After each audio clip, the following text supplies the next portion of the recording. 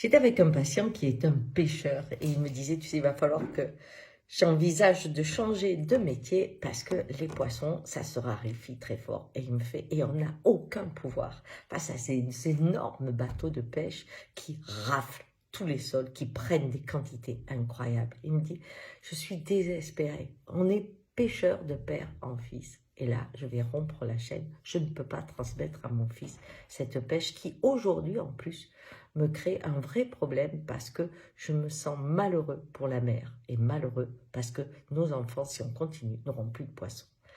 Et sa façon de me décrire ces monstres qu'on avait construits, qui pouvaient avaler des millions de poissons et qui détruisaient tous les fonds de mer, il me les décrivait d'une façon émotionnelle. Vraiment, j'avais l'impression de voir des grandes mâchoires qui raflaient le sol.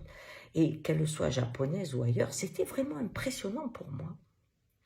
Et à un moment donné, je lui dis, mais ça s'arrête jamais. Et je ne sais pas pourquoi j'ai dit cette phrase. Et il me dit, ben non. Il me dit, mais tu vois, tu le ressens comme moi. C'est-à-dire, ça s'arrête jamais. Parce que nuit et jour, ce sont des villes pratiquement. Ils mettent en boîte, ils nettoient, ils font tout. C'est des usines de mer qui se déplacent. Et tout d'un coup, je pensais que ce monde de la robotique avait quelque chose de fou. Il ne s'arrêtait jamais.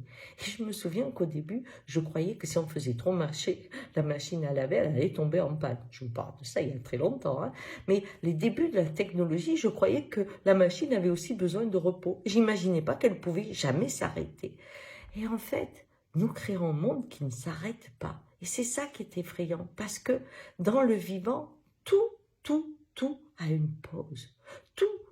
Tout a une respiration. Créer un monde qui ne s'arrête pas, c'est de la folie.